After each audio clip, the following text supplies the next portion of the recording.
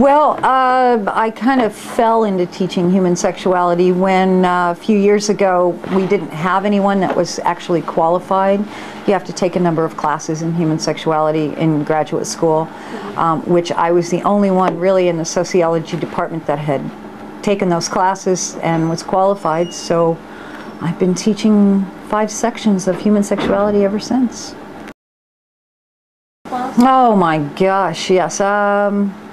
Changing in many ways with sexuality. The biggest thing, I think the biggest change is women, attitudes of women, and coming into their own sexually and kind of taking charge of their own sexuality. I've seen that kind of develop over the last few years. There are vast differences, of course, and at Cerritos College we have a high population of students that are Hispanic, and backgrounds, culture, religion, all those things enter in as far as how to teach sexuality to certain groups of people and what best way to get through. And yeah, so yeah, my students come into this class with a lot of misconceptions and belief in a lot of myths and really a lot of questions about sexuality in general. The book, of course, when you're talking about human sexuality, that of course involves, a section of it involves love. And as I've gotten older and hopefully a little wiser, you know, you hope for that, I've kind of, yes, when I talk about love, and there's a chapter on love, and you can read all, you know, the idiosyncrasies about love. And then I have the students just kind of put that aside and let's talk about what that really is and what that really means and how do you get there. So my hope is that I kind of open the door to them to possibilities of what healthy love is. Many of us did not grow up knowing what healthy love looks like. Oh, love means you fight, love means you get mad, love means you leave, love means, until we grow up with those concepts. So I consider part of my job is to kind of replace those concepts with something healthier, and that's my goal. Of course, there have been a lot of changes through the years with that, attitudes and belief systems, and homosexuality is so much more in the media today. We see it in sitcoms, we see more positive characters now than we used to in the media. And this generation seems to have, they've just kind of grown up with those images.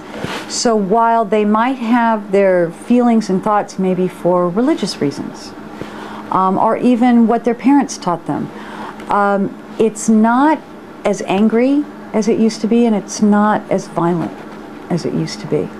So even though students now may not necessarily agree, they kind of leave it alone.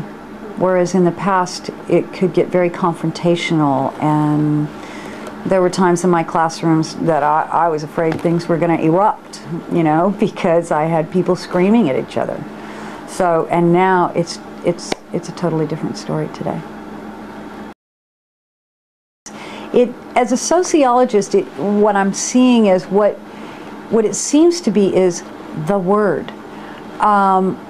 You could ask somebody, do you think gays and lesbians should be allowed to be married? And they'll say no.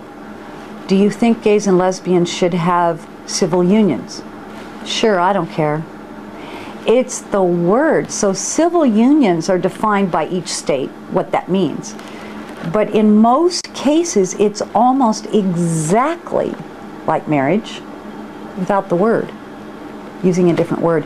I think it's the word that bothers people, and I believe a lot of people, including my students, associate marriage with religion, and they're not connected, and people don't understand that until we kind of talk about it in class. So yeah, to me marriage is a civil rights issue, not a religious issue.